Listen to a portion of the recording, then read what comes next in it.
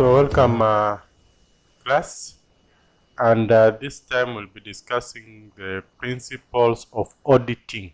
This is ATD level 3 paper that was done in April 2023.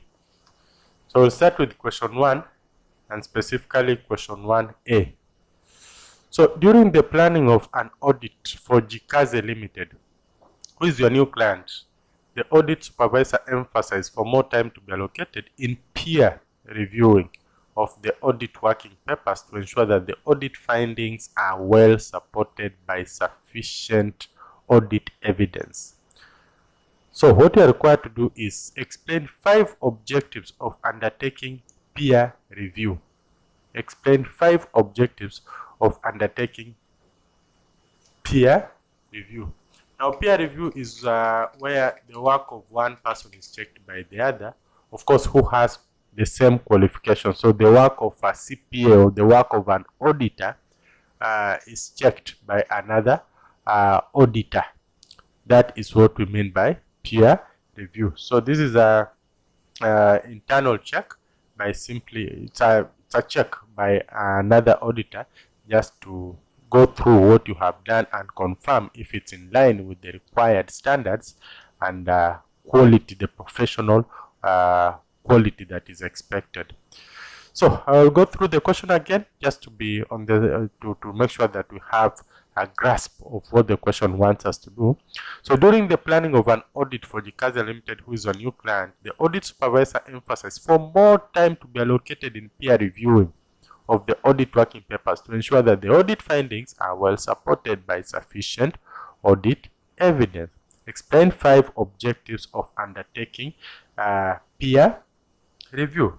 So number 1, objective of undertaking peer review is to check and establish that the right procedures have been adhered to. Procedures have been adhered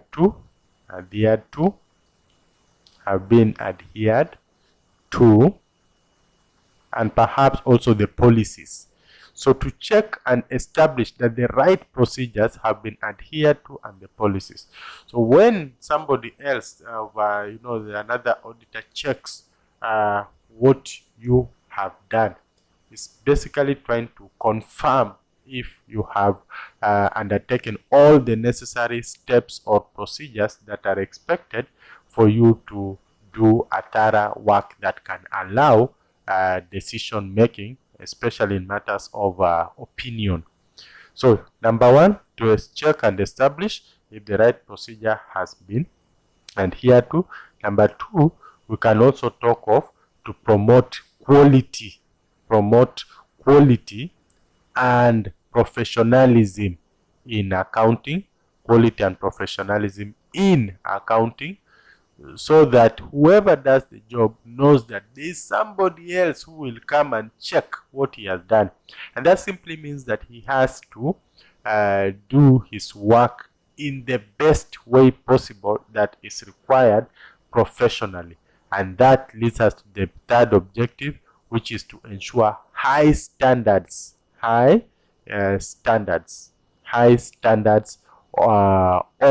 the audit work. So this ensures that at all times we maintain high standards, because you know that your work will be checked by another person. So we can simply say, and maybe just to add something here, promote quality and professionalism in accounting.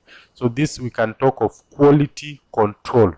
So it comes as a quality control issue, which eventually will ensure that there is high standards. And then it also helps us to ensure independence. It helps to ensure independence. That is, whoever the auditor is, to work free of encumbrances or influence from the client. The moment you know that there's somebody else who will check my work, then it means that whoever is doing the work needs to be as objective as possible.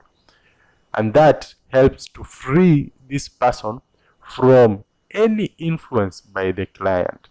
Because anytime you decide to work or to go with the instructions or the influence of the client, it means that the peer reviewer will be able to see that and flag it out. Who wants to be flagged out by another peer reviewer?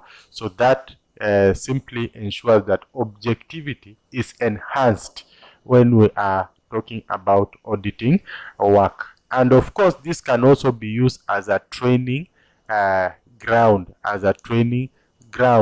to improve on the efficiency level, to improve on the performance level or efficiency level of the other staffs. The peer reviewer most likely will, in case he finds anything that is worth flagging out, he will flag it out, and of course they will go through it, improve on it, and that acts as a learning point for whoever did the job. So it helps also in empowering other auditors, especially when some weaknesses are noted. And then this is also very important for just industrial comparison. Peer reviewer, very important, especially for industrial comparison. And this occurs when you are possibly getting reviewers from other organizations. You are able to know what is happening outside your organization, which is something that is very good because it helps build the profession and take it to a totally different level.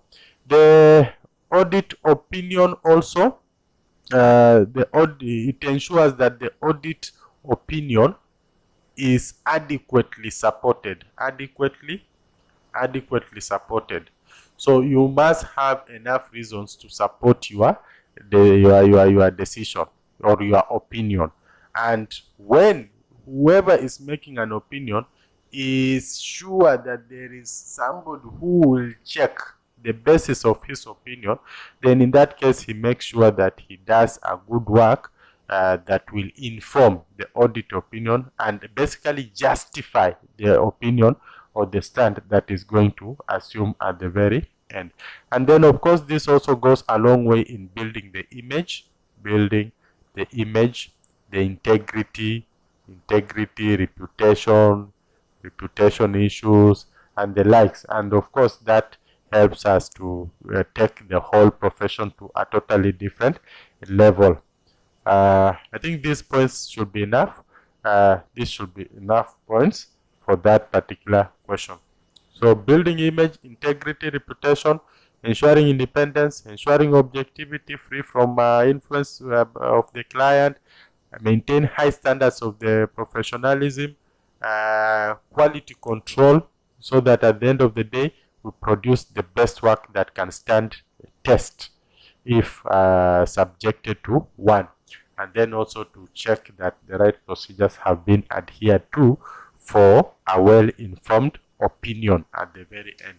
Any of these could give you the 5 marks that the examiner wanted. Then propose 5 reasons for maintaining good audit working papers. Now the audit working papers, these are basically the evidences that you have to show that you actually did the work and that you might want to refer to, especially when you are now coming up with an opinion of the audit. So they are actually very important, and these are, I'll simply say, the papers that you are going to as you do the audit work, you will need some write-up, something to guide you, something to plan, any of these worksheets where of the important information, that is what will form the working papers, where you write any small detail, any information that you think will be very much relevant for you when it comes to making opinions, and maybe for future reference. We call those audit working papers, and they help you in the process of doing the audit. Now, what are the reasons for maintaining good audit working papers? Number 1, they are necessary for audit quality control purpose. Necessary for audit quality control purpose. Quality control. The peer reviewers might want to check on these audit working papers just to make sure that you actually went through the right procedures that will give you the best quality opinion at the very end. So it's just to show that you actually followed the right procedures and you unearthed the right information to help you or to warrant the opinion that you made. These working papers might come in handy as a basis of the opinion. And then it also shows that indeed the work was done. It's a proof that work was actually done. Work was actually done. It's a proof that work was actually done. Those paperworks that you do, the write-ups that you do, the pieces of information that you collect during the audit are very important to prove that indeed you actually did the work. They will show the step-by-step procedure on how you went about the audit process, and they can have some quite relevant information, especially if need arises to prove one or two things. Then it also, of course, increases the level of efficiency, improves on the level of efficiency and effectiveness. Efficiency has everything to do with timeliness of the report. If you have a summary of what you did, then it makes your work easier, especially when you are unearthing this information to do or to get the final documentation, like the management letters.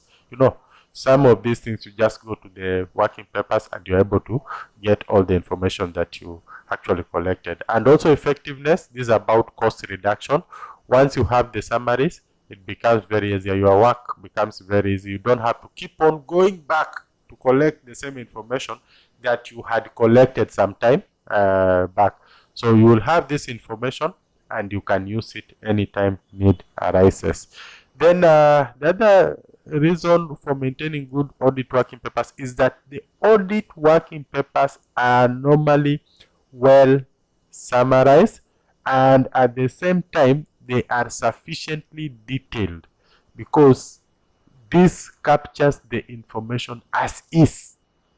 When you are right at the field, that is what is the audit working papers, they receive the information firsthand. So you are able to see the information as is, as you collected. So they are normally sufficiently detailed, showing the primary information during the audit work at the client's the client's premises, which is something very good for reference purposes. And of course, now I've already mentioned that they can be used for reference purposes in future. And the other thing is that they help the auditor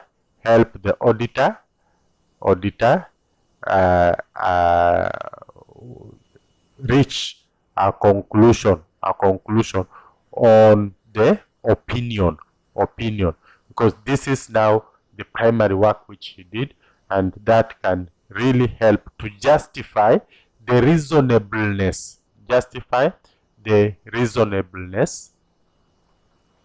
of his or her opinion, whether the books of the account show a true and fair state of affairs, or if they possibly don't meet the threshold. Then lastly, it also shows they can be used in developing the future audit reports. They can be used in the future engagements or future audits.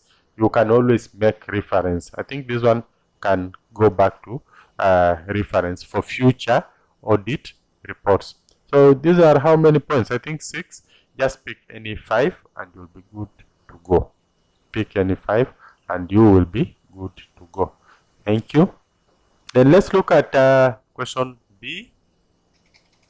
1B. You are the audit manager for Hesabu Audit firm, CPA. Directors of SKL Limited have appointed your firm as their new auditors to take over in the upcoming financial year. The directors are of the opinion that the current auditors do not give value for money audit. Describe 3 ethical matters you might take into consideration before your firm could accept the appointment as auditors of SKL Limited. They have appointed my firm as the new auditors to take over in the upcoming financial year, and they are of the opinion that the current auditor do not give value for money. What are the ethical matters I might take into consideration before my firm accepts the appointment as auditors of SKL Limited? Number 1, I will look at the independence. My independence, I want to be assured of my independence. If I can work free from encumbrance or influence by them. So that is one of the ethical matters that I will take into consideration. Will I work independently? I will also check my objectivity. Am I in any way related to what they are doing, to what they are doing? Or am I related to any party in that firm to influence my decision-making ability? If I am in any way related to any party in the firm which will influence my objectivity, then it means I will not be able to take that job. Or if I have a conflict of interest, I'm also one of the directors of that company, or it's a competitor, or I offer other jobs for them. Those are things that can influence my objectivity. And so if that is the case, I won't take that job. So I'll check on the independence, the levels of independence. I will check on the objectivity level. I will check on the professionalism, behavior of the client. Will he subject me to other influences that are not in line with the professionalism code of ethics? If he will, then I will not take that particular job. Integrity, I will look at integrity levels of the client. I will look at remuneration, but remuneration may not really be an ethical matter that I will take into consideration, so this one I'll leave out. But majorly the independence, the objectivity, and then professionalism. I think those ones are very critical when we talk about the ethical matters to take into consideration before accepting the appointment. Perhaps the other ethical issues is to get in touch with the outgoing auditor just to know the reasons why he has left the organization. I might be in a position, it might end up giving me a lot of insights, especially on things like this one that I just cancelled, the remuneration. Sometimes some of these clients don't pay, some of them, and then that thing can also go a long way into determining your ability to deliver a quality and professional job. So we'll look at that and then possibly make a decision. The integrity levels, very important, of the client. I think we need to write that. Integrity levels of the client. We don't want a client who doesn't declare, or deliberately chooses to manipulate data to his or her advantage, and at the end of the day he expects you to qualify the report, to issue an unqualified report. Those are some of the things that you have to consider before you take the job. So what is the integrity level of the client? Does he operate professionally? And are you objective enough? Are you independent? Will you be given the space that you need to do the job? So this, any three of these will take you a long way in terms of meeting what the examiner wanted. Then question 4, which is the, question 1C, which is the last part. Enumerate 4 factors that professional accountants might consider in deciding whether to disclose confidential information in the course of an audit. 4 factors that professional accountants might consider in deciding whether to disclose confidential information in the course of an audit. Number 1, is the information public? Is the information public? If the information is public, then what are you hiding? So look at the status of this information. Is it public information? If it's public information, then it's already available to everybody, you know. So in such like case, you might not have anything that hinders you from disclosing because it's public information. Then the next thing is have you been authorized? The authority. Do you have the authority to disclose? If you have the authority to disclose, maybe the authority from the client to disclose that information, then you go ahead and disclose. But if you don't have the authority, it simply means that you can't disclose that information. So when you talk about enumerate 4 factors that professional accountants might consider in deciding whether to disclose confidential information in the course of an audit, one point is authority. Do you have the authority? If you have the authority, then you can disclose. If you've been expressly allowed by the client to disclose, then you can go ahead and disclose. But if you have not, then you don't have the mandate or the powers to disclose confidential information in the course of the audit. Then, law. Is it a requirement by the law? If it's a requirement by the law has an upper hand. If it is a requirement by the law, if it is the law that requires disclosure, then in that case, law will always take an upper hand. So who is this that requires the disclosure? Is it the law? If it is the law, then law will always have an upper hand. So possibly the question we'll be asking ourselves here is, what is the source of, the source of that instruction to disclose the confidential information? If there is an order by the court to disclose, then in that case, the court will have an upper hand. And then we also look at the professional duty. Is it your professional duty to disclose? If professionally you are mandated to disclose the information, then you might as well consider that when you are deciding whether to disclose confidential information in the course of an audit or not.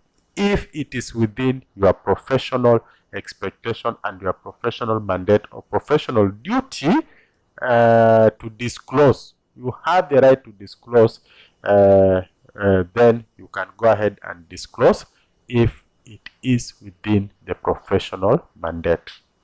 So you might want to consider the professionalism here before you choose whether to disclose or to not to disclose the information. Of course, we've mentioned something about the law. If it's an investigation or an inquiry, again, check. If it is the law that requires, perhaps you might go ahead and disclose.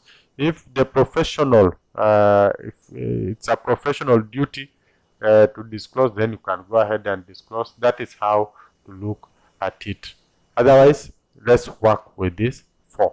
The 4 factors the professional accountant might consider is check if the information is public, check if you have the authority, especially if you have been given the authority by the client, check who wants that information. Is it the law? Is it during investigation, inquiry? What does the law state? check if you have a professional mandate or duty or obligation to disclose that information. Thank you. Let's meet in the next question.